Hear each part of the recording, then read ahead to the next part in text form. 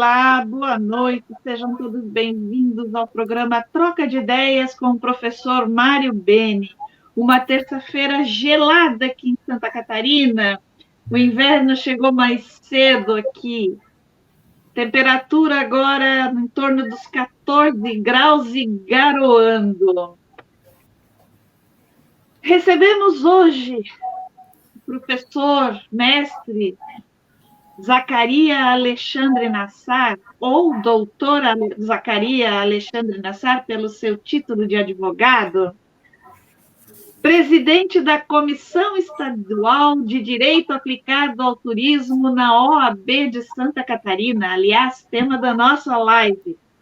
Advogado formado pela USP e atuante em Florianópolis, mestre em Turismo e Hotelaria pela Univale, com dissertação sob orientação do professor Dr. Mário Carlos Beni, intitulada Empresas de Turismo e Direitos do Consumidor, um estudo normativo. E também coordenador dos cursos de Direito e Administração /FGV da Unisul Campus Florianópolis. Professor Zacarias, seja muito bem-vindo. O tema da nossa live de hoje, Direito do Consumidor aplicado ao turismo. Um excelente tema, atualíssimo e muito importante. Sejam todos bem-vindos. Professor Mário, é com o senhor. Boa noite a todas e a todos que nos assistam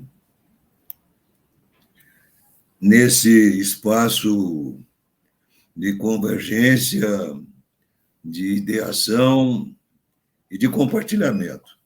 Hoje recebemos com muita alegria e satisfação o Zacarias Alexandre Nassar, que esteve comigo por alguns anos, foi aluno da universidade, foi a Univale, né? Isso. E o assunto é realmente um assunto muito importante e eu diria que, primeiramente, para falar do direito do consumidor no turismo, é bom lembrar que é um tema de suma importância, né? Temos que fazer uma análise da expressão direito do consumidor. Eu acho que é o primeiro momento.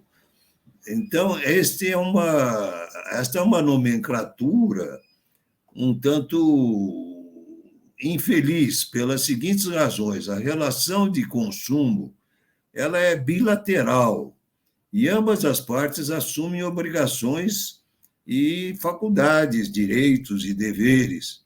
Por isso, seria melhor chamá-lo de direito das relações de consumo ou direito do consumo, não privilegiando nenhum dos lados da relação. A própria Constituição Federal traz em seu artigo 5º que todos são iguais perante a lei.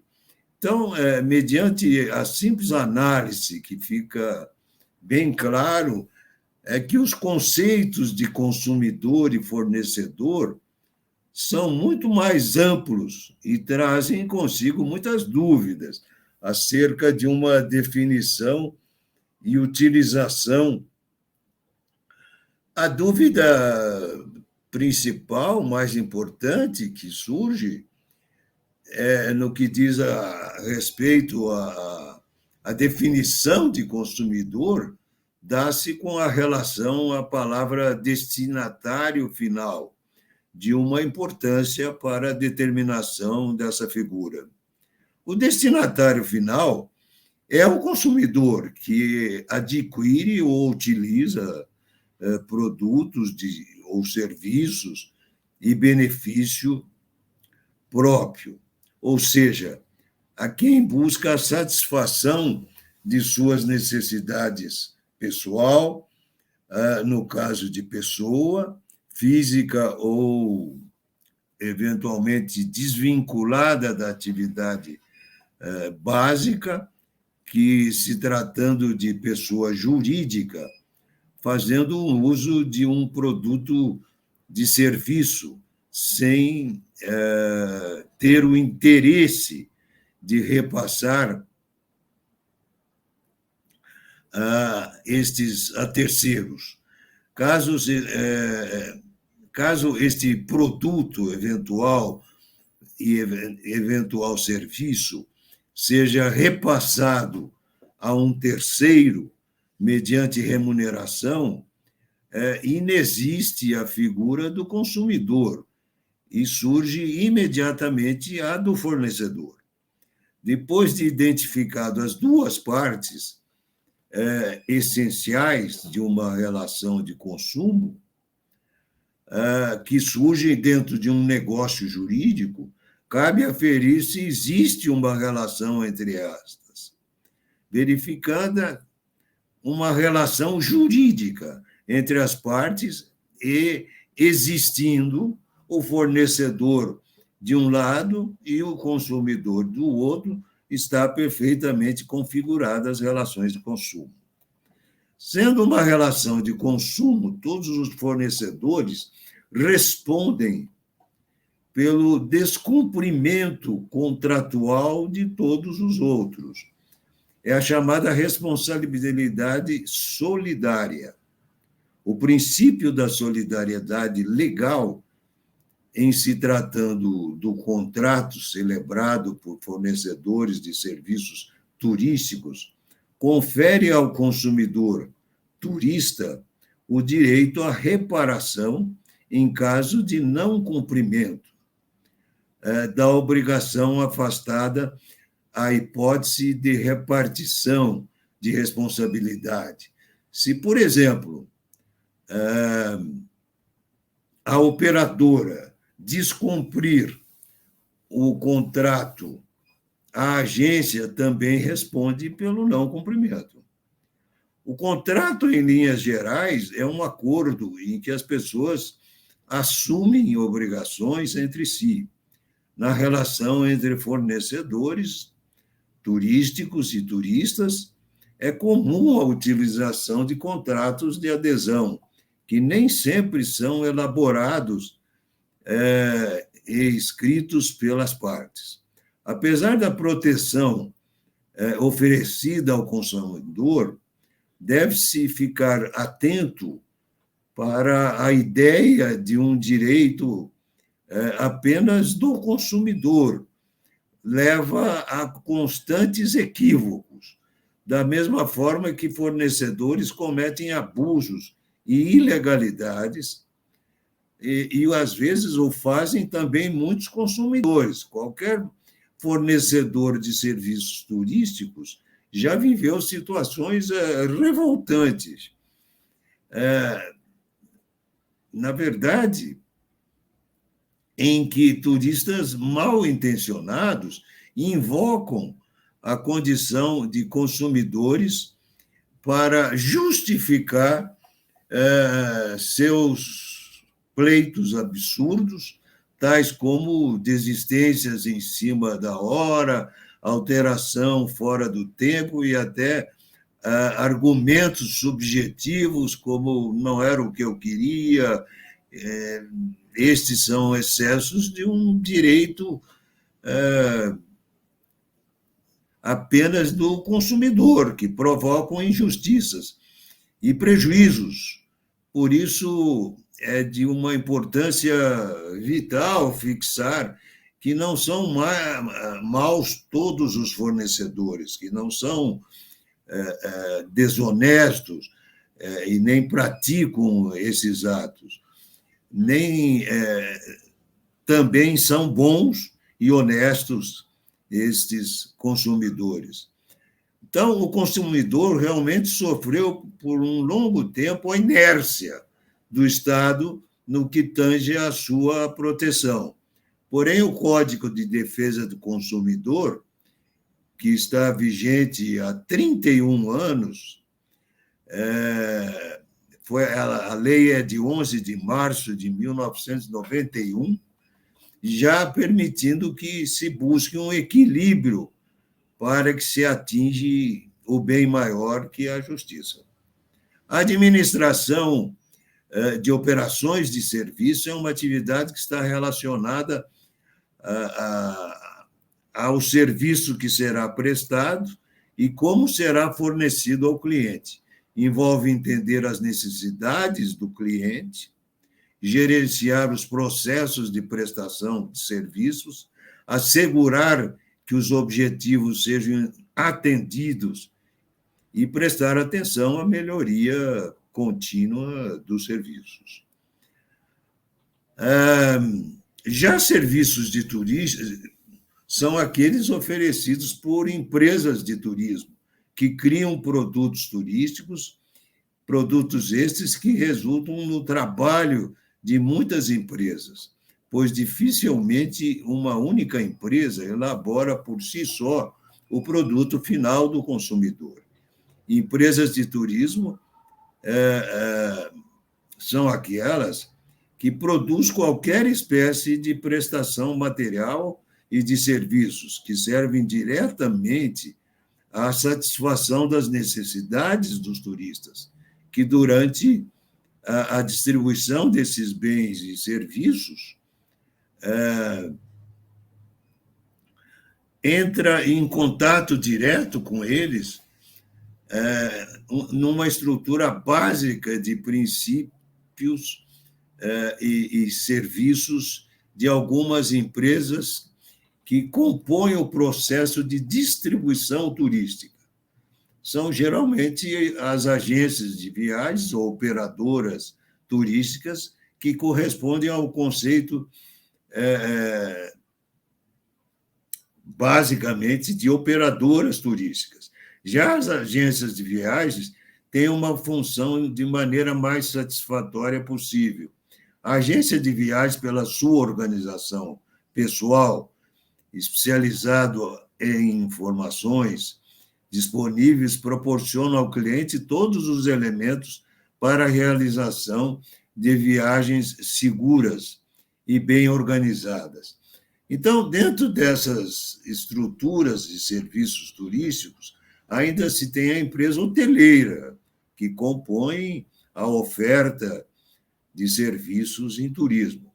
O hotel é uma empresa de prestação de serviços e diferencia completamente de outros estabelecimentos industriais ou comerciais. A hotelaria deve ficar num aguardo dos clientes para pôr em funcionamento o seu esquema operacional. O produto hoteleiro é estático. O consumidor deve ir até ele. A empresa hoteleira é um dos elementos essenciais da infraestrutura turística.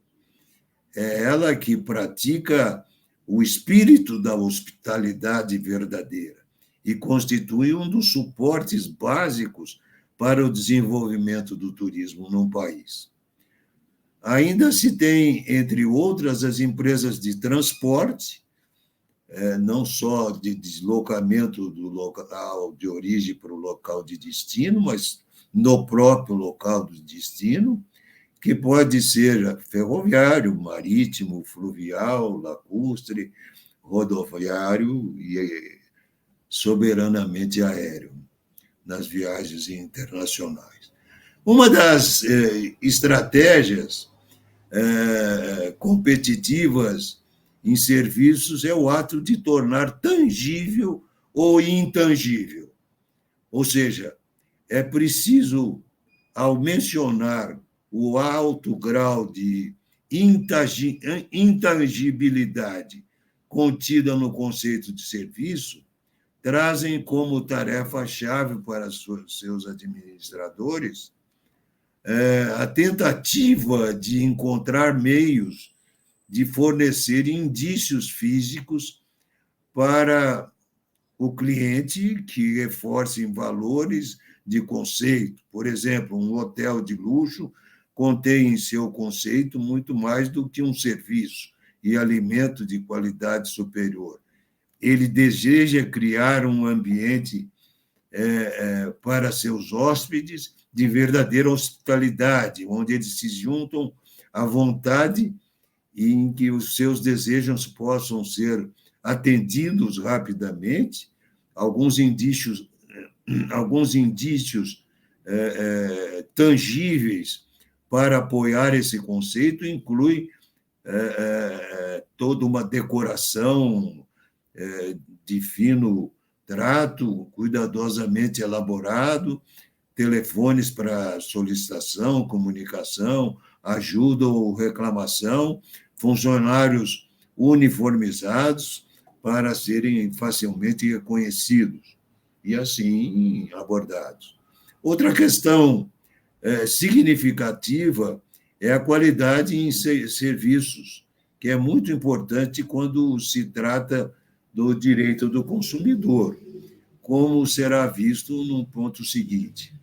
As empresas turísticas, assim como qualquer outra, devem estar rigorosamente atentas aos limites definidos pela legislação, para evitar problemas e despesas, por exemplo, oriundas de muitas indenizações, além dos efeitos indiretos que podem causar na imagem do empreendimento, que podem refletir também no volume de negócios. O mesmo autor ainda comenta, esse autor, por acaso, é quem vos fala, aumenta a imagem do empreendimento, que pode refletir no volume de negócios. Cada negócio, cada serviço é um contrato, um acordo de vontade e criar obrigações para ambas as partes, tendo de um lado aquele que se compromete nas relações em questão a prestar um serviço e do outro lado aquele que se compromete a uma contraprestação, que é, em geral, o pagamento em dinheiro.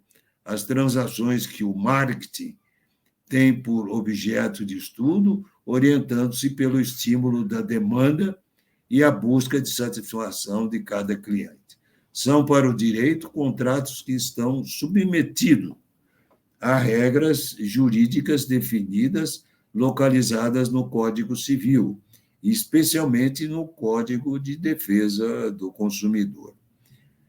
Essas estratégias de marketing, do ponto de vista legal, devem ser entendidas para a manutenção da boa-fé e do equilíbrio entre as partes contratantes, atendendo às expectativas que tenham sido objetivamente criadas no consumidor, pela oferta feita na compra de um serviço turístico. A satisfação é difícil de se medir, pois o turista está comprando uma ilusão, uma expectativa, e adquire uma experiência desde que sai de sua casa até regressar a ela. Por isso, sua decisão é tomada com cautela, e existem dois riscos que podem ocorrer na compra de serviços turísticos. O risco funcional, que se apresenta quando a destinação de viagem escolhida não reúne as condições de infraestrutura urbana e de serviços necessários para que o produto seja normalmente aceito e consumido. Por exemplo, os serviços de um hotel que não funcionem ou prestados inadequadamente. Aí surgem conflitos que são próprios das relações humanas, e é necessário que o direito os estude em abstrato para que proponha uma multiplicidade de caminhos que possam ser usados em um concreto de acordo com particularidade, né, em cada um. Então, o Código do Consumidor relaciona, ao longo do seu texto, uma série de práticas que devem ser respeitadas pelos fornecedores. Se uma empresa de serviços pretende manter-se competitiva, o esforço para manter a qualidade dentro das normas legais é absolutamente fundamental. A melhoria contínua que deve fazer parte da estratégia de um fornecedor turístico. Por isso, conquistar qualidades no serviço é, hoje em dia, crucial para o bom andamento de uma empresa, seja ela de turismo ou não. A qualidade não só garantirá o sucesso do negócio com o retorno dos clientes, mas também evitará conflitos legais. A maioria dos estudos em turismo pouco enfoca questões legais na construção da fundamentação teórica de suas temáticas de estudo. Isso é percebido tanto nas publicações introdutórias do turismo, quanto as que abordam por uma visão holística mais aprofundada. São estas as considerações, Zacarias, que eu gostaria de fazer inicialmente, e agora gostaria muito de ouvi-lo, para que possamos iniciar aí a nossa conversa com assuntos ainda bastante importantes que temos e que ainda não foram efetivamente amparados pela legislação. Com a palavra, Zacarias, para as suas considerações. Boa noite a todas e todos. Professor Mário Bene, é um prazer e enorme privilégio estar aqui com o senhor. Eu tenho acompanhado praticamente semanalmente este programa, um nível de qualidade, então me é uma honra muito grande. É interessante observar a nossa trajetória, né? Ontem eu estava assistindo até a sua apresentação, sua entrevista para a Brasil Tours, falando dos rumos que levaram o senhor ao turismo. Eu também tive algumas peculiaridades. Após me formar em Direito, eu retornei à minha terra natal, Foz do Iguaçu, eminente polo turístico mundial, e surgiu a oportunidade, já no ano de 97, cursar uma pós em Administração e Empresas de Turismo na UniOeste de Foz do Iguaçu, em que eu tive contato com grandes professores, certamente que foram seus alunos ou colegas alunos. Sim. Por exemplo, o professor Luiz Trigo, a Marisa Canton, que esteve aqui recentemente também em seu programa, foi minha professora naquela ocasião, a professora Ada Denker. Então, foi o primeiro contato. E tive um contato com o professor Joandre Ferraz, que eu considero a maior autoridade em Direito Aplicado ao Turismo do Brasil, que escreveu, esse foi o meu primeiro livro que eu usei para lecionar, o Regime de Turismo, de 1992, que tomou por base a dissertação que ele fez.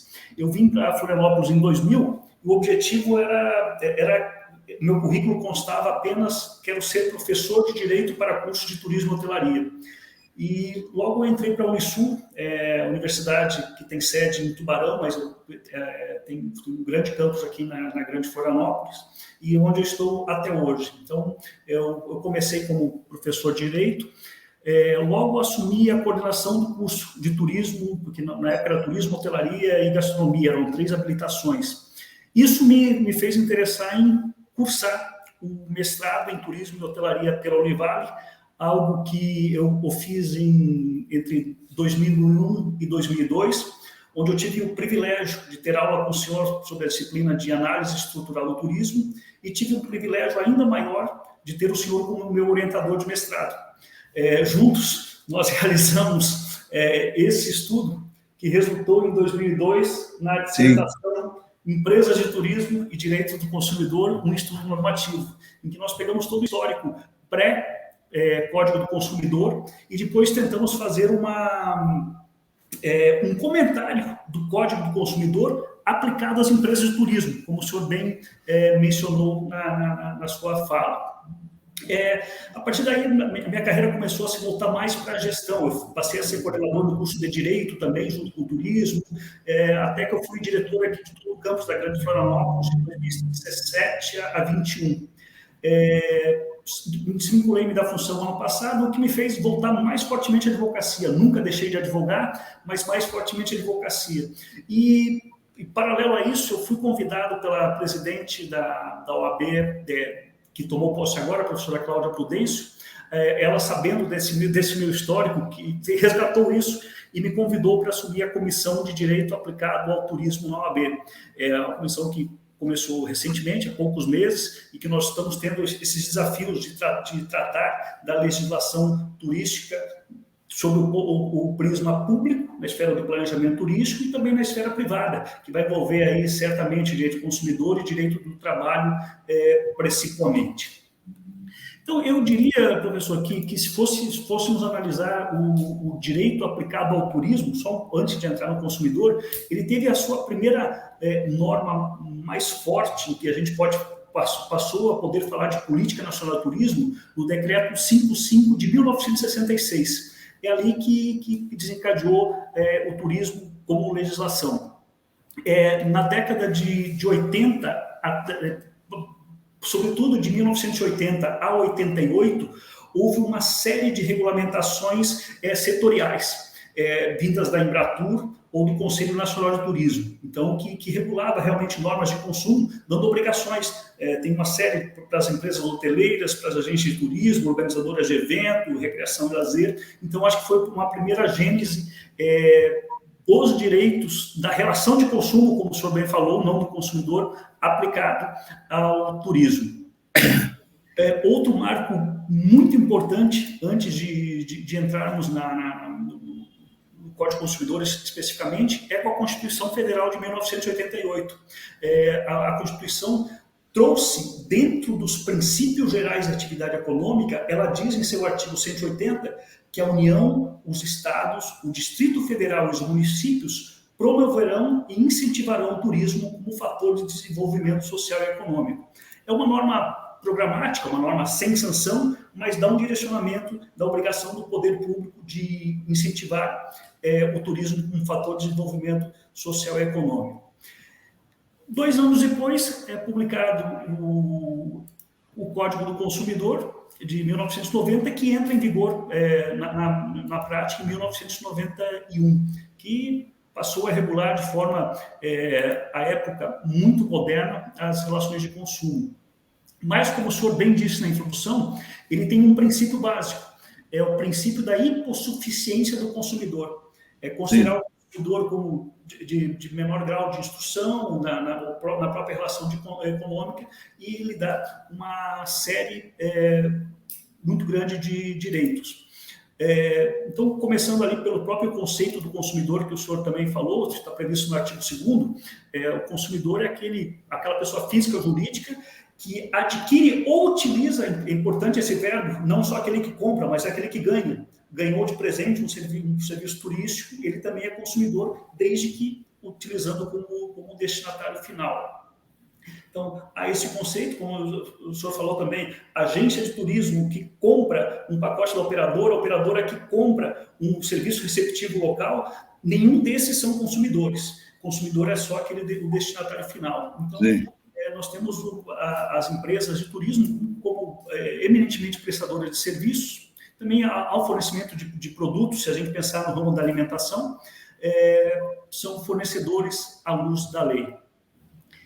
E uma questão que eu acho muito importante também para falar, que tem a ver com essa proteção grande, máxima do consumidor, é que em algumas hipóteses do Código, o Código ampliou o conceito de consumidor. Então, o consumidor, em princípio, é aquele que adquiriu ou utilizou. Mas, por exemplo, o artigo 17 do Código fala que, para efeito dos danos causados por responsabilidade civil, todas as vítimas do evento equiparam-se aos consumidores. Então, aquele exemplo que eu cito aos alunos nas salas de aulas de turismo, cai uma peça de um avião, atinge uma casa.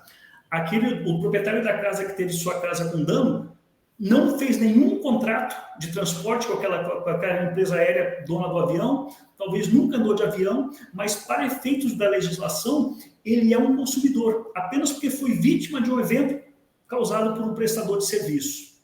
Então, essa eu acho que é uma expansão do conceito de consumidor que se aplica muito ao turismo. E o ponto dos mais relevantes, eu diria também que é a responsabilidade objetiva. O código, ele inverte o conceito de ônus da prova, porque, em tese, quem entra com uma ação, ele tem que provar, cabe a ele o ônus dessa prova. E o código inverte esse ônus. Ele fala que se estabelecida uma relação de consumo, portanto, existindo um consumidor e um fornecedor, o fornecedor de serviço, pensemos aqui em todas as empresas de turismo, respondem independentemente de culpa pela reparação dos danos causados aos consumidores relativo à prestação de seus serviços, mas não só por conta de defeito de serviço, por informações insuficientes ou inadequadas sobre a sua fruição. Por isso que a gente vê hoje, sobretudo no turismo de aventura, esportes radicais, cada vez mais as informações muito detalhadas em respeito a essa norma. Porque sabe-se que o consumidor de produtos turísticos sofrendo um dano, cabe à empresa demonstrar que ela não teve nenhuma participação ou que a culpa foi exclusiva da vítima, no caso, o consumidor, como excludente de responsabilidade. Então, são normas, apenas algumas, do ponto de vista introdutório, que a gente salientaria nessa análise da legislação do consumidor aplicada ao turismo.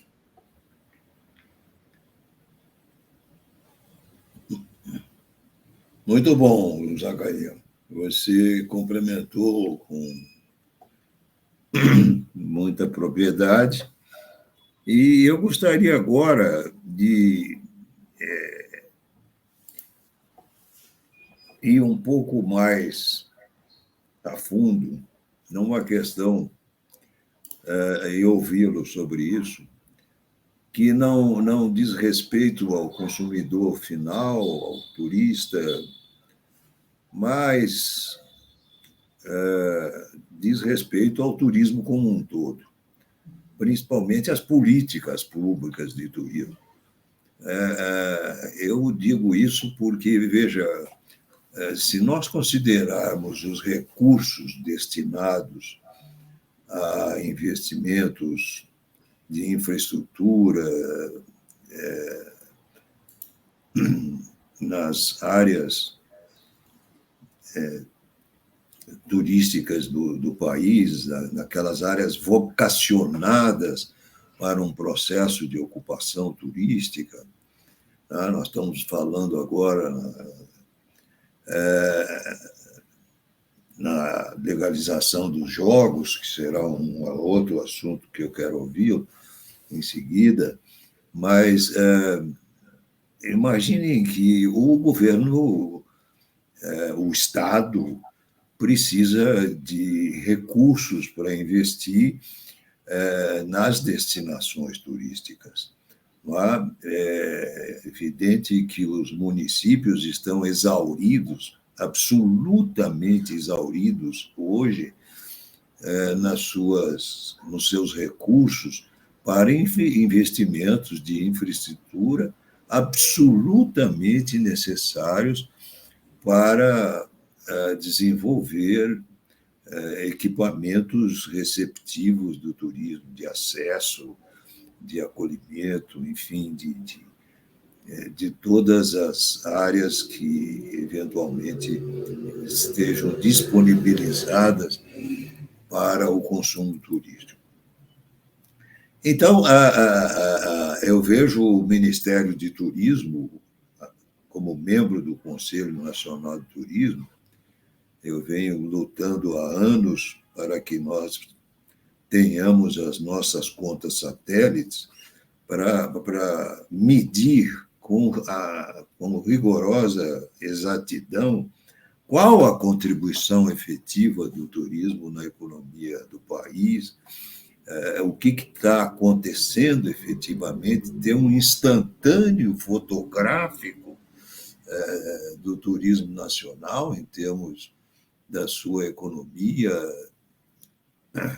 e da sua contribuição econômica para o país. Tá? Então, eu vejo a dificuldade. O Ministério não tem recurso. De todos os ministérios do governo, é o menor orçamento. É o menor orçamento. Praticamente não dá. Veja que eu estou no Conselho Nacional de Turismo e lutando há mais de 22 anos no sentido de que a Colômbia já tem as suas contas satélites, o Peru já tem as suas contas satélites, o Chile já tem as suas contas satélites, tá? E nós ainda não temos. Quer dizer,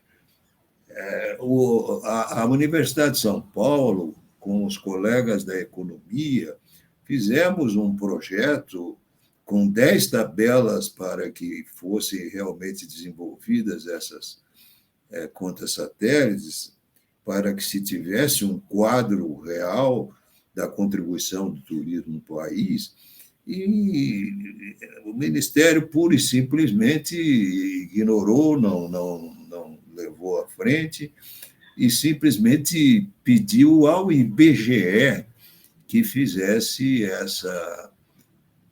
esse estudo das contas satélites. Transferiu ao IBGE aquele estudo que, então, o professor Décio Cadota, o professor Wilson Abron Rabai vinham desenvolvendo no sentido de criar o desenvolvimento desse estudo das contas satélites. E até agora, apesar do ministro anterior ter afirmado que já estava rigorosamente aprovada o projeto das contas satélites e que seriam desenvolvidas pelo IBGE, não se tem nenhuma notícia de que isto realmente vai acontecer mais uma vez. Então, o Brasil vai ficando para trás do Chile, do Peru, da Venezuela, até a Venezuela tem as suas contas satélites. É realmente incompreensível isso. Então, apenas para dar um exemplo. Então, outra coisa que me preocupa, e agora realmente vem aí, nós estamos falando muito dos consumidores, da legislação que regula fornecedores e consumidores, mas é necessário investir nas políticas públicas de turismo, tá? Principalmente agora que estamos avançando com o projeto já aprovado na Câmara e em fase de aprovação no Senado, seguramente será vetado pela Presidência da República, mas creio que o Congresso derrubará o veto e nós teremos aprovado efetivamente a legislação, a lei que restitui ao território nacional os cassinos, que já existem, na verdade, de forma clandestina em alguns estados, e todos nós sabemos. Então, o Estado precisa urgentemente de recursos para desenvolver essas regiões, a infraestrutura necessária para receber esses investimentos. E a única forma que eu vejo de isso se concretizar de fato, tá, e de direito é a parceria público-privada. Então, o aporte de recursos poderia vir de uma tributação que não existe. Absurdamente, não há tributos destes serviços prestados de uma forma escancarada e que são de grande valia. Não estou discutindo a questão da utilidade das plataformas digitais. Elas são absolutamente necessárias, foi uma grande conquista da tecnologia. Hoje você, com este aparelho que você carrega no bolso, você praticamente reserva um hotel, reserva um voo, paga o voo, faz tudo por esse aparelho. Então, é evidente que isto tirou do mercado mais de 7.000 agências de viagens e contribuiu, não foi só a Covid que provocou um grande desemprego no país, foi também a desativação dessas agências de viagens, a questão da hotelaria, uma série de coisas. Então, soma-se a isso tudo com a Covid. Como é que você vê a possibilidade, e é a pergunta que eu tenho feito a diferentes companheiros, principalmente aqueles que trabalham, estudam e se debruçam sobre as questões legais do turismo, eu pergunto como é que você vê o fato de uma plataforma como a Airbnb, agora, veja, a Airbnb já tem quase 9 anos, mas a 1, 2, 3 nasceu há 6 meses e já engoliu praticamente as outras plataformas. Então, a tecnologia avança em questões de dias, horas, minutos, não é? E são plataformas que não recolhem nenhum tributo para o Estado. Quer dizer, o Estado que poderia estar recebendo, porque elas prestam serviços. Ora, se prestam serviços dessa ordem, com esse volume, elas têm que pagar tributos ao Estado onde elas atuam, não é? Impostos. Então, a Airbnb, por exemplo, tem a sua sede na Inglaterra, ou melhor, no Reino Unido, na Irlanda do Norte. Na Irlanda do Norte. E é somente lá que ela recolhe efetivamente o seu tributo. Nos demais países, nada, absolutamente nada, assim como todas as outras plataformas. Esta é uma questão global que está ocorrendo, e eu lamento, apesar de ter sido membro do Conselho de Ética da Organização Mundial de Turismo por 3 mandatos, representando as Américas, não é? Eu tenho questionado, e é um assunto que parece que é esquecido, ignorado, ou eventualmente não discutido ou debatido.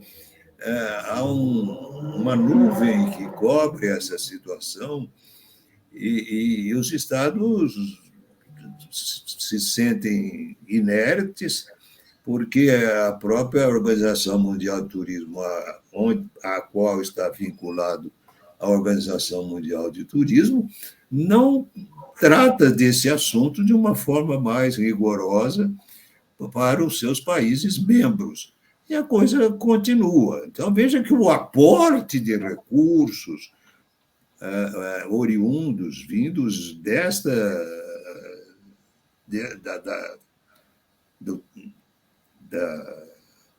dos tributos devidos aos países, seriam muito importantes para o desenvolvimento do próprio turismo.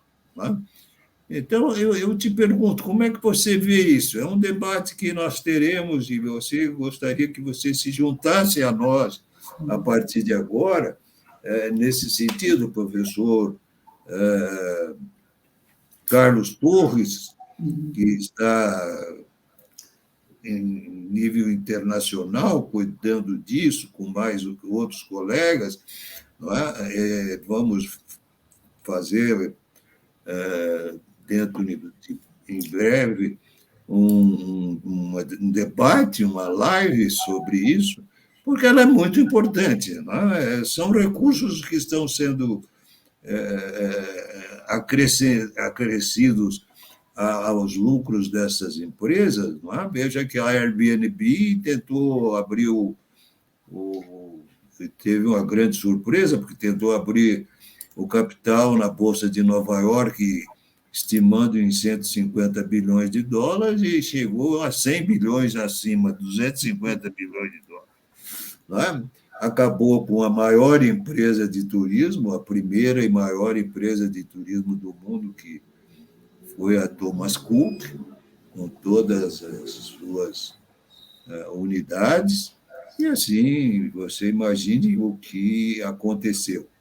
Facilitou, ajudou, inovou. Claro que sim, os grandes beneficiados disso foi o público. Mas e daí? Como é que faz? Não, ganha bilhões de dólares e o Estado não recebe impostos, tributos, desse lucro extraterrestre, louco. Né? Então, o que você pensa disso? Como é que você imagina que isso deva ser? Eu imagino que cabe à entidade maior do turismo, que é a Organização Mundial do Turismo, a OMT, que é parte integrante da Organização Mundial do Turismo, como também da Organização Mundial de Comércio, da OMC, né? Juntos, eles têm que encontrar um marco regulatório para que isto realmente venha a ser corrigido e compensado aos países que essas plataformas não pediram licença e entraram e tomaram conta do mercado. Professor, o senhor tocou num ponto que mostra bem como foi o desenvolvimento das relações de consumidor do turismo da década de 90, quando o Código do Consumidor surgiu, até agora. Um exemplo que eu vejo, quando nós falamos aí em plataformas digitais, para a gente ver o grau do problema e a que ponto chegamos, o Código tem uma previsão que muitas pessoas sabem, o direito de arrependimento em 7 dias, quando a compra for feita fora do domicílio do fornecedor, ou seja, o consumidor não foi até a loja, não foi até a agência de turismo, não foi até a loja física da companhia aérea. Ele ele exemplificou essa compra fora do estabelecimento comercial, especialmente por telefone ou a domicílio, ou seja, eram aquelas compras postais, que a pessoa pedia por telefone e recebia o produto em casa. É nisso que o Código pensou, em princípio, lá em 1990, para dar esse direito de arrependimento de 7 dias. Hoje nós vemos que essas plataformas digitais, que o senhor coloca também a questão pública, a questão tributária, elas são compras que o consumidor faz fora do estabelecimento, ou seja, teria direito a esse direito de arrependimento. Mas, em alguns casos, ele vai ter o problema de localização da empresa, uma vez que a sede não está no Brasil. Então, há uma série, realmente, de nuances que essa evolução deu diante dessa virtualização da relação de consumo. Foi bom o senhor tocar nisso, que eu até tentei buscar algumas decisões judiciais recentes, como que o judiciário tem tratado, por exemplo, são decisões públicas, estão aqui no Google, no site dos tribunais. Eu peguei um caso da Airbnb e uma da 123 Milhas, em que se questiona qual o grau de responsabilidade, por exemplo, da Airbnb. São decisões aqui do estado em que eu atuo, em Santa Catarina, então que o consumidor entrou com ação contra o Airbnb por deficiência do serviço. O quarto não era aquele, estava sujo, não era aquilo que foi mostrado na oferta. Nós temos um princípio muito importante no Código do Consumidor, que é a oferta. A oferta vincula. Mesmo que aquela oferta, aquela página do computador, aquelas fotos não estejam descritos no contrato que vier a ser formado, para o Código do Consumidor isso não interessa. Aquela oferta faz parte do contrato. Então, nós temos essa decorrência importante. Então, aqui eu trouxe um caso de um consumidor que, contra a Airbnb, que fez reservas de hospedagem no Uruguai, no caso agora foi julgado agora em 2021, reservas de hospedagem no Uruguai efetuadas pela plataforma digital da Airbnb, acomodações sem condições, em condições precárias, bem diferentes das divulgadas em seu site. Os autores, as vítimas, tiveram suas expectativas frustradas diante da impossibilidade de usufruir as áreas, principalmente as de lazer, que estavam naquela publicidade, na oferta, estadias marcadas, ademais, pelos transtornos oriundos dos ajustes que foram necessários fazer no imóvel, ausência de... Isso é muito importante, não teve nenhum auxílio da empresa, no caso da Airbnb, durante o período. O retorno dessas reclamações efetivadas só se deu após o encerramento da viagem e o judiciário entendeu que houve realmente falha na prestação dos serviços e entendeu, sim, que a Airbnb integra a cadeia de fornecedores. Então, ela tentou se eximir da sua relação de fornecedor, como nós falamos que todos respondem de forma solidária, tentou se eximir, mas no caso aqui o judiciário local reconheceu que ela faz parte, no caso aqui condenou, eram 10 pessoas, até condenou uma indenização por dano moral, apenas pelo sofrimento, de R$2.000 para cada um, no total de R$20.000. E a base está isso, o conceito de consumidor, o artigo 14, que fala da responsabilidade independentemente de culpa, e dessa questão que a oferta e a publicidade integram o contrato, ainda que não escrito. Então, se a gente está com essa dificuldade realmente tributária, como o senhor falou, muito grande, que eu acho que você vai resolver com um ajuste internacional, sob o ponto de vista do consumidor, sob essa ótica da proteção, nós estamos tendo boas notícias do judiciário, ao conseguir demarcar a responsabilidade dessa... Muito bom. Muito bom. Mas como é que você imagine um marco regulatório global, já que nós estamos diante de empresas que crescem? Eu fico pasmo quando eu vejo um caso como a 123, que não tem 9 anos, ela tem menos de 6 meses, e ela engoliu praticamente o mercado, ela domina totalmente, ela encontrou uma forma algorítmica de buscar as milhas, trabalhar com as milhas e baixar o preço da tarifa aérea, que está nas nuvens, não é? A essa altura, o preço dos bilhetes aéreos nacionais, muitos deles são superiores a uma viagem internacional. Não é? A Gislene, minha assistente, já chegou a tentar vir de Florianópolis, onde você está, para São Paulo, e num dia em que o bilhete estava em praticamente R$4.000 ou uma perna. Quer dizer, isso é inadmissível, não é possível, não há nada parecido. R$4.000 é uma viagem para Nova York, né? Não, tem total razão, realmente faz parte dessa nova dinâmica de virtualização do comércio eletrônico, que o turismo também está sendo bastante sensível.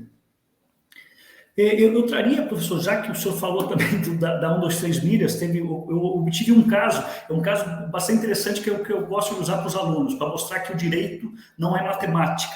Ele, diante do mesmo fato da vida, diante dos mesmos autos judiciais, um juiz pode interpretar de uma forma e outro de outra. Tem um caso aqui contra a 123 Milhas, de um município aqui do interior de Santa Catarina, professor, que os consumidores entraram contra a 123, alegando que adquiriram 3 passagens aéreas por meio da internet, da 123 Milhas, pelo valor X para voar navegante São Luís, no dia tal. No entanto, apesar da compra, não recebeu as passagens, razão pela qual entrou em contato com a 123 Milhas, que lhe informou que havia feito apenas uma tentativa de compra.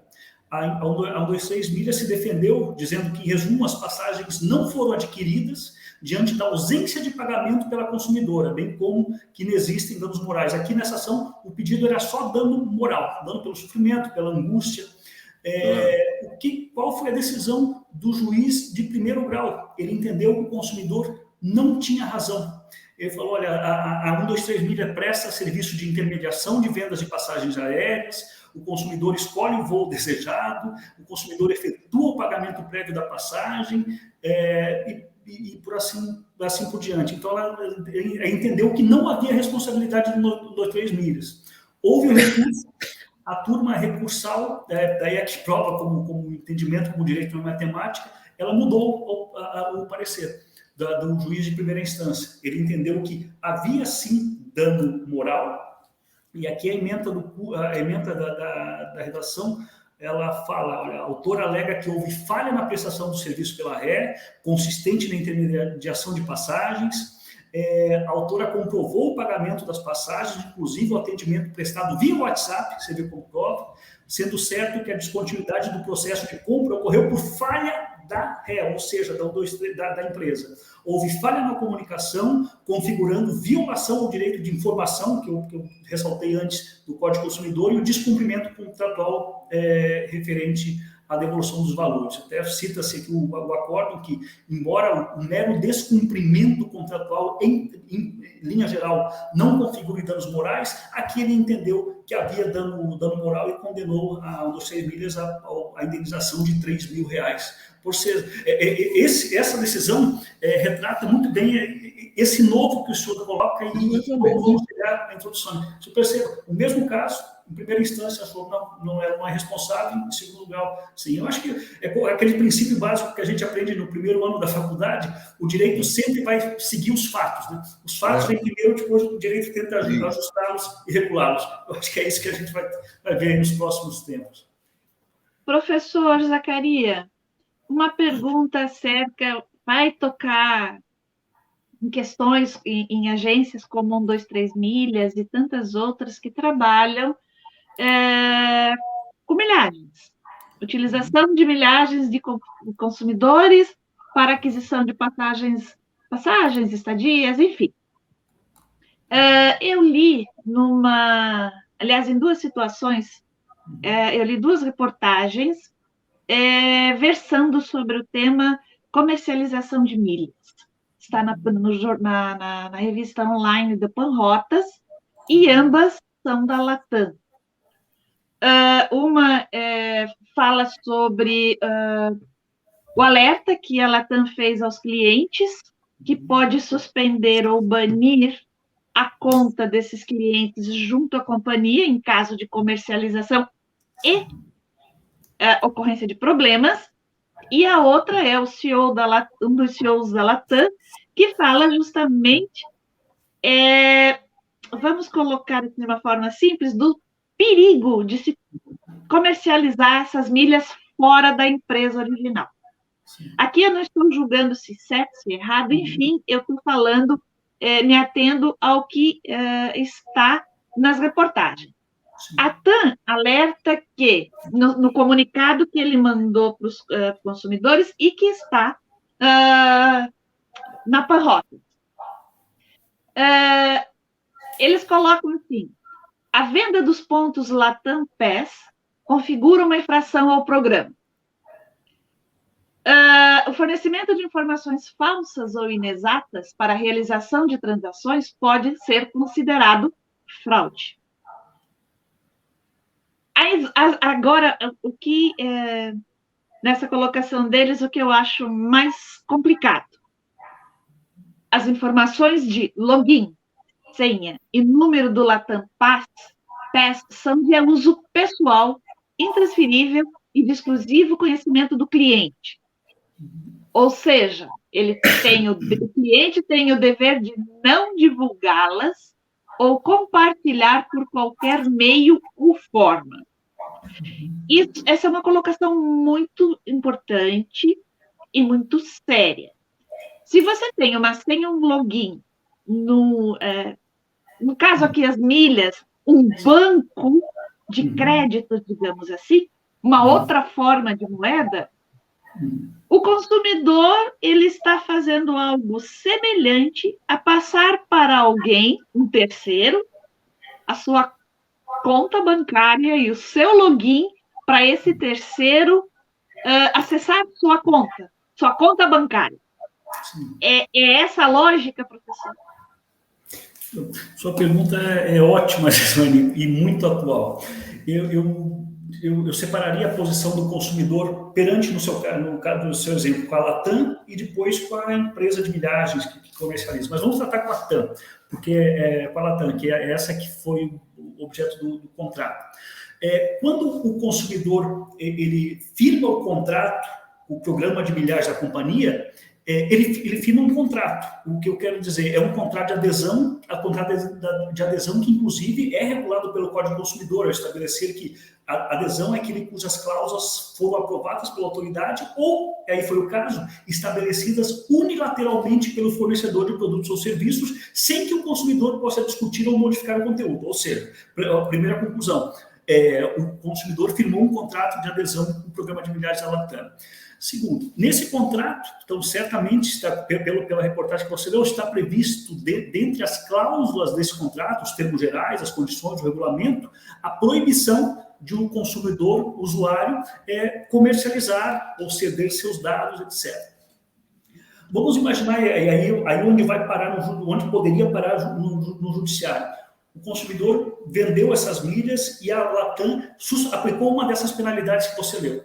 Suspendeu ou até perdeu todo aquele crédito de milhas que ele tinha. O consumidor vai ao judiciário. A Latam vai falar, olha, essa cláusula está muito clara, ele aderiu, ele declarou que tem ciência disso, só que ainda tem uma defesa ou uma alegação forte ao consumidor, que o Código prevê no artigo 51 uma série de cláusulas abusivas.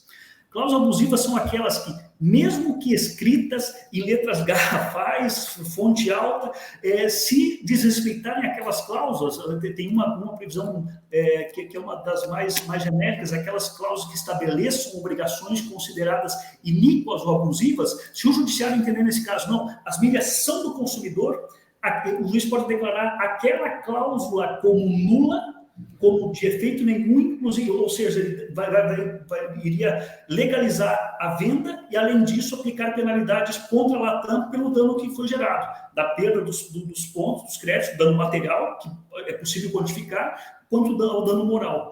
Então, é uma relação também nova e aberta que talvez esteja apenas agora chegando ao judiciário. Como o professor Mário Beni falou, é uma plataforma muito recente, então... Tá.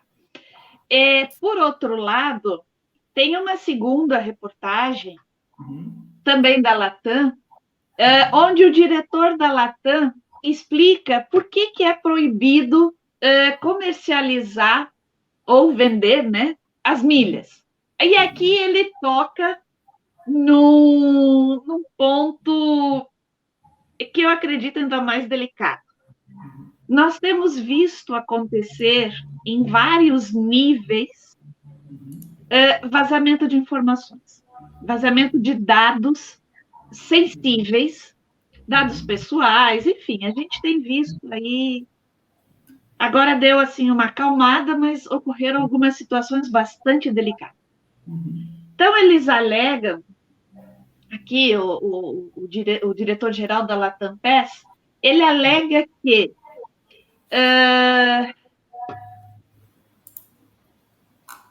o cliente ele está se expondo ao risco de uma possibilidade de um vazamento dessas informações pessoais. E aqui, nós temos um problema ainda maior. Nós temos uma nova lei com relação a isso, que é a Lei Geral da Proteção de Dados. Como fica esta situação? Eu vou lá, eu faço uma transação, bom, eu já passei os dados principais, já entreguei minha conta, eu não sei como é que funciona essa questão de venda de milhas, né? Para terceiros, eu nunca fiz isso, não tenho a menor ideia de como isso funciona, eu estou falando com base no que eu li aqui. E estes alertas. Pergunto, como é que fica esta situação? Existe um vazamento de dados, os meus dados vieram a público, eu aciono a LGPD, e aí, quem é o responsável? Ótimo também.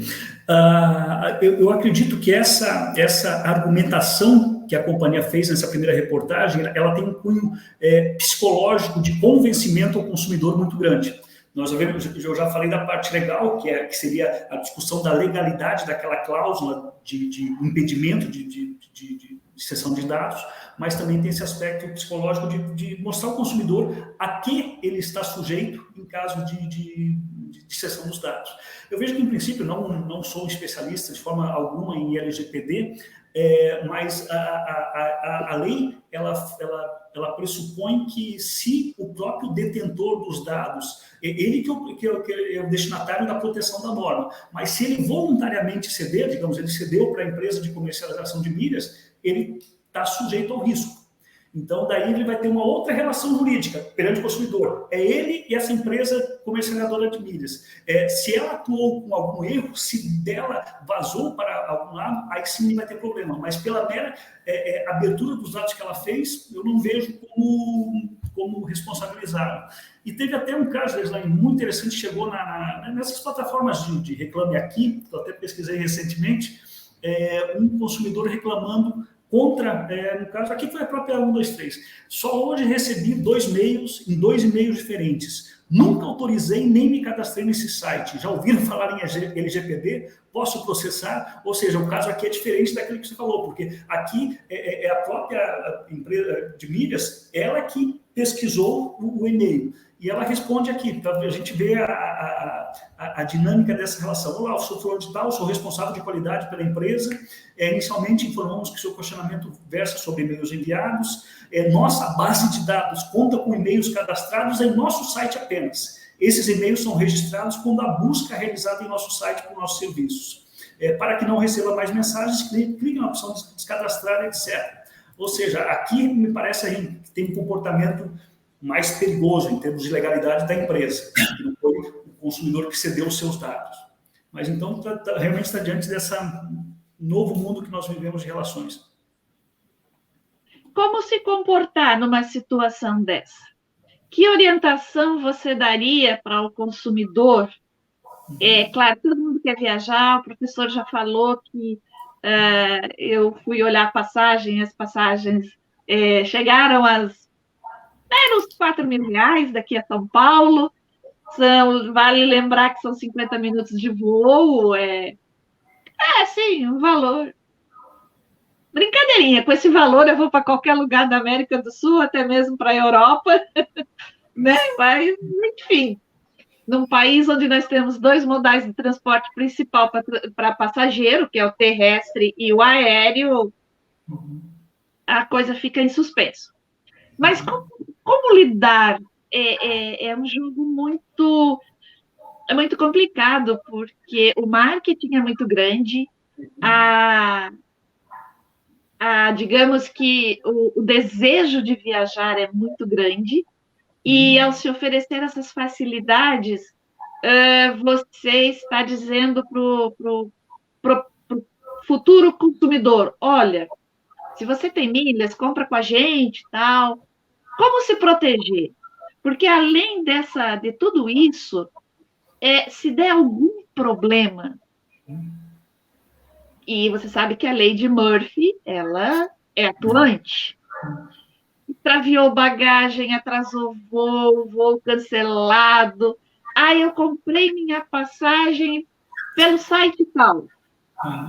Aí eu vou lá, vou reclamar no site tal, preciso de ajuda.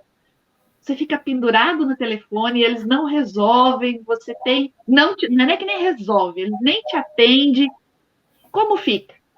O que você orienta? Você está trabalhando com o direito do consumidor aplicado ao turismo, ainda é um direito do consumidor que eu vejo ainda mais pontual, mais específico e de uma sensibilidade muito grande, porque turismo é, em sua essência, lidar com sonhos, né?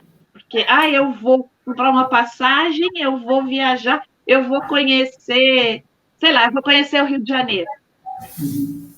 E nesse processo eu usei de um intermediário para comprar isso, que houve. Como se proteger disso? O que o direito do consumidor, no caso aqui aplicado ao turismo, orienta para uma maior segurança do consumidor? Pois é, sua pergunta é ótima, porque tem a ver com a idoneidade, a solidez econômica e moral pública do fornecedor. Veja só, o código, ele fala, como o professor Beni falou inicialmente, na solidariedade da cadeia. Ou seja, se você comprou a passagem por uma plataforma, mas vou por uma companhia, eventualmente o serviço de catering é de outra empresa e você teve um problema com a alimentação. Eu posso processar, em princípio, a companhia intermediadora, a companhia aérea ou diretamente a empresa de catering. O que o consumidor pode fazer? Ele tem a opção de entrar contra todos, ou contra um, ou contra qualquer um deles. Ele vai, eu como advogado, o que faria? Vou verificar aquela que tem maior solidez. Não adianta eu entrar com uma passagem de uma empresa pequena que eu sofri um dano grande que não vai ter condições de repor o ganho. Ou seja, entraria já contra a companhia aérea, por exemplo. Então, eu acho que essa pesquisa prévia da solidez, e no mercado que a gente nós tivemos vários fechamentos de agências, como o professor Beni também falou inicialmente, não só pela pandemia, mas por todo esse contexto, inclusive na live que a gente fez com o professor Joandre, aqui pela minha comissão, falou que realmente e a agência, quando é acionada e assume o risco e paga, juridicamente ela tem direito de regresso, de acionar a operadora de turismo, hotel. Só que ele falou que só viu isso na vida dele uma vez. Por quê? Porque se a agência faz isso, ela perde o crédito, perde a relação. Então, não é nenhuma questão econômica, mas é muito, muito delicada. E uma pergunta agora a respeito da comissão que você assumiu. Como é que a comissão vem trabalhando essas questões? Nós estamos em processo pandêmico, muito embora muita gente diga que a pandemia acabou, a gente sabe que não é bem assim, muito pelo contrário. Então, nós estamos em período em que muitas pessoas tinham passagens compradas para viajar e tudo mais, precisaram adiar. Como é que a comissão que você assumiu agora há pouco tempo vem trabalhando com isso? Porque nem todo mundo quer remarcar, quando no auge da pandemia, todo mundo vai fazer isso, vai fazer aquilo, só que agora a coisa pode arrefecer, e como lidar com isso? O que é que vocês, e aqui eu estou me referindo ao estado de Santa Catarina, como é que essa comissão que você preside vem trabalhando, e se você já teve algum tipo de reclamação nesse sentido, como vocês estão agindo? O primeiro realmente o estudo, porque teve toda uma nova legislação a partir da pandemia, e algumas específicas, como você citou, no caso do turismo.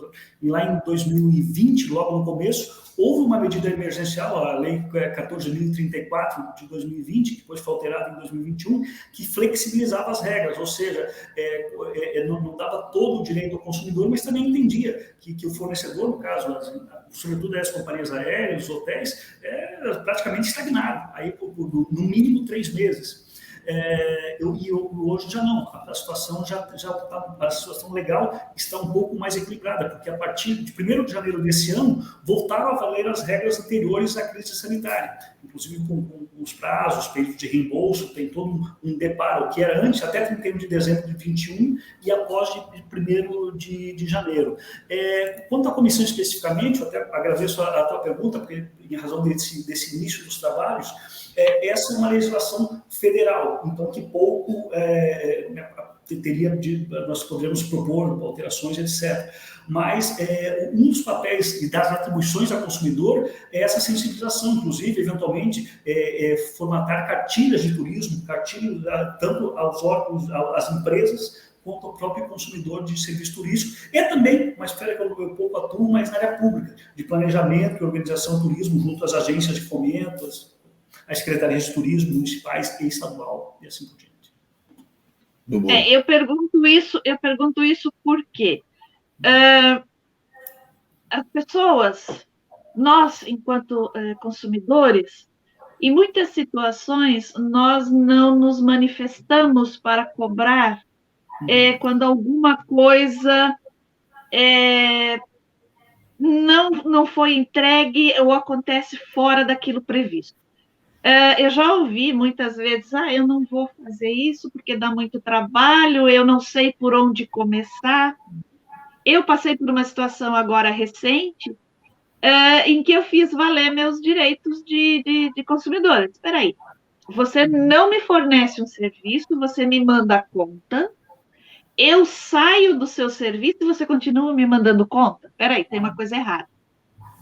Aí me perguntaram, onde você bateu? Onde você vai bater? Eu vou bater lá em cima. Foi o que eu fiz. Reclamei e tal, na hora, resolveu. Se você fica quieto, você acaba arcando com o prejuízo. Então, essa questão dos direitos do consumidor, o povo ainda, as pessoas, de uma maneira geral, ainda se sentem, em sua grande, acredito eu que em sua grande maioria, ainda se sentem constrangidas de buscar seus direitos.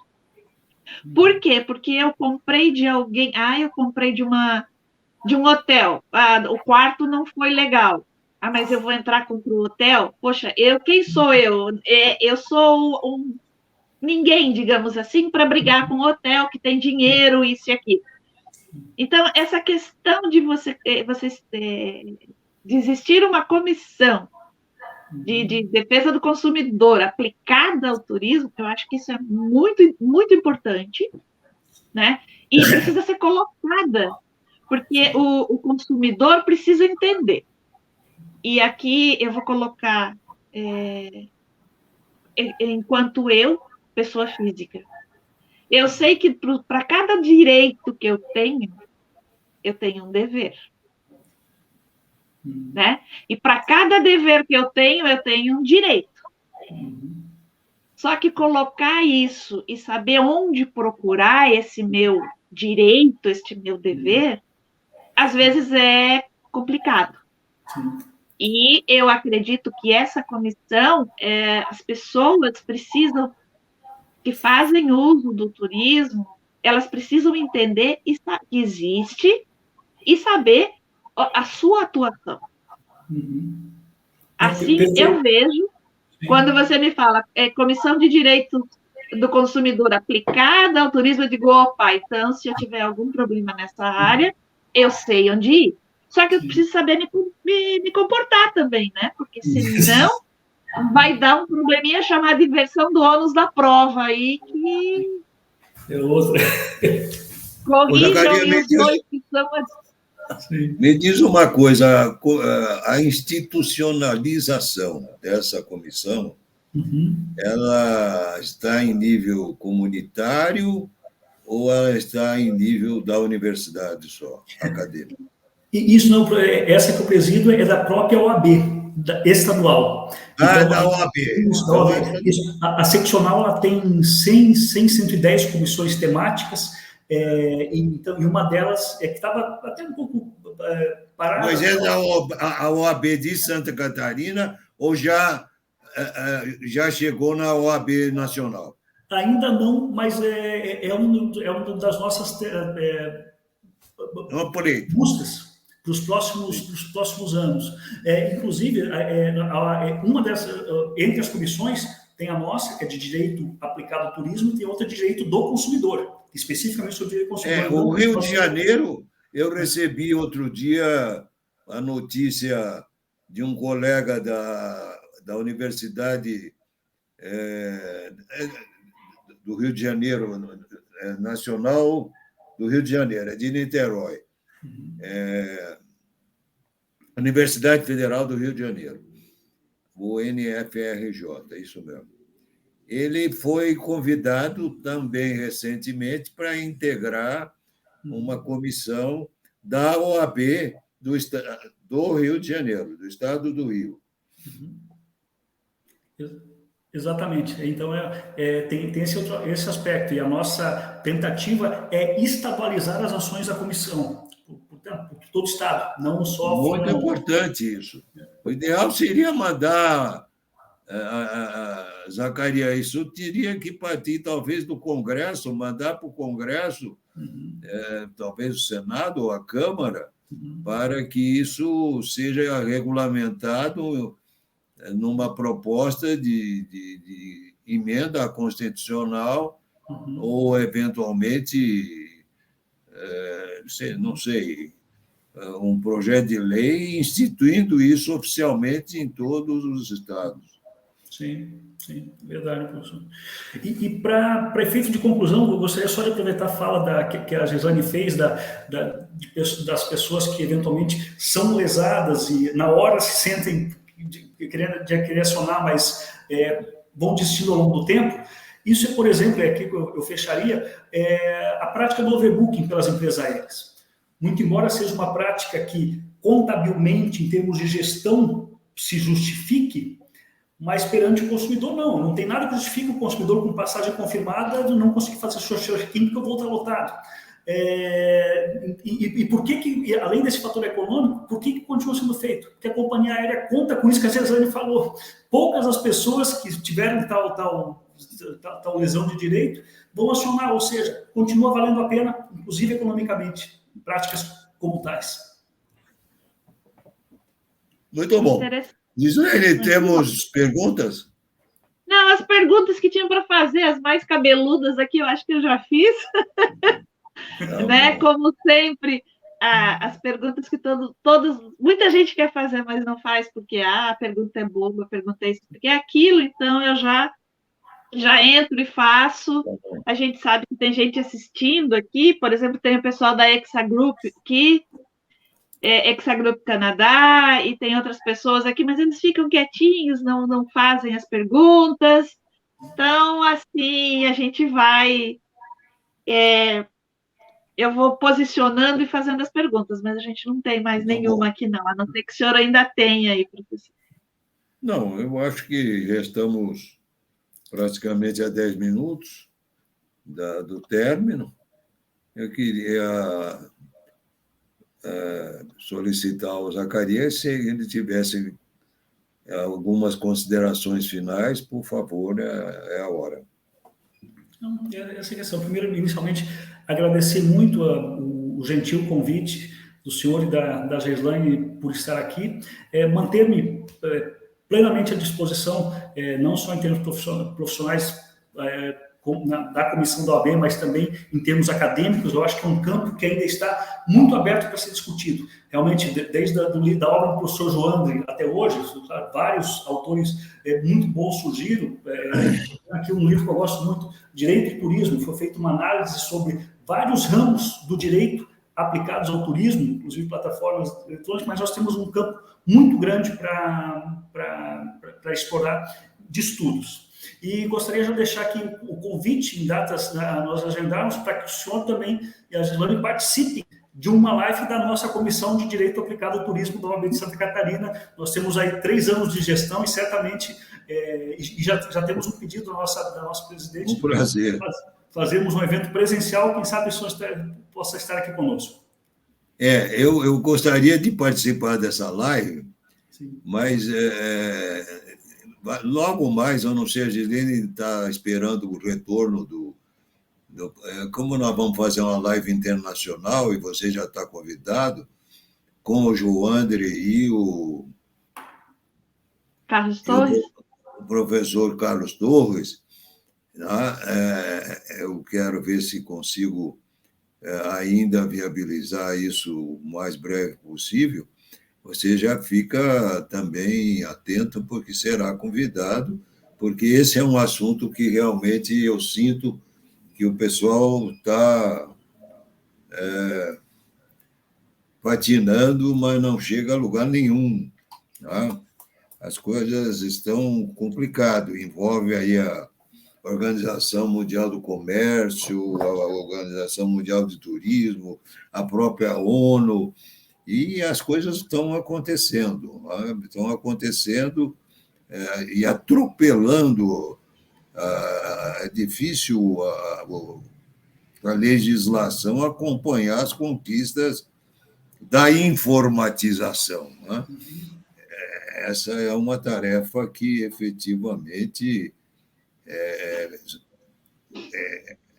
é um outro momento do direito que exige uma atenção permanente para as novas ofertas e que geram dificuldades de enquadramento da base jurídica. Não? Sim.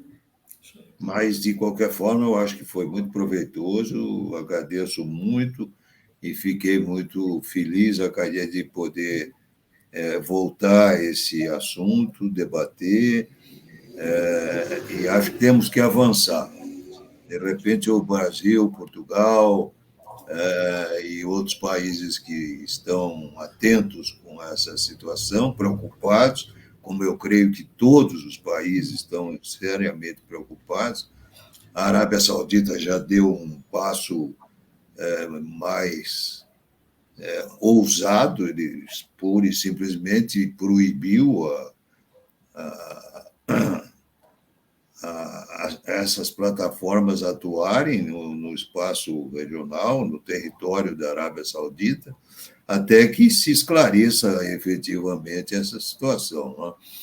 Então, eu acho que é importante, o Brasil tem elementos para isso, tem pessoas que estão debruçadas sobre essas questões, porque elas estão acontecendo. Realmente, a 1, 2, 3 me surpreendeu pelo fato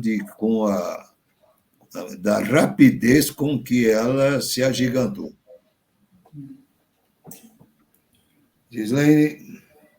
Bom, professor Zacarias, muitíssimo obrigada pela sua participação, por responder as nossas perguntas, em especial as minhas mais cabeludas aqui, mais interessante entender como buscar seus direitos, como entender isso. Como reforço o que o professor falou, muito importante a criação desse segmento pela OAB Santa Catarina, espera-se que isso sirva de piloto e vá para o Brasil todo. Enfim, que as pessoas se conscientizem dos seus direitos e também dos seus deveres. Né? Você não tem só direito, você tem dever também a cumprir.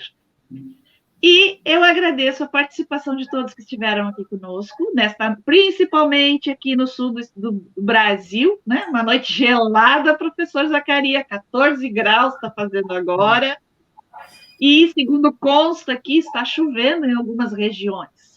Então, muito obrigada a todos que nos acompanharam. Lembre-se, temos quizzes, passa aqui no canal, se inscreve, participe dos quizzes, comente. Vamos lá, vamos ver amanhã, quarta-feira, tem quiz novo, não esqueça. Então, na próxima semana estaremos aqui com uma nova live. Beijo no coração de todos e até semana que vem. Até logo a todos. Obrigado, Zacarias. Um abraço. Obrigado. Um abraço. Obrigado.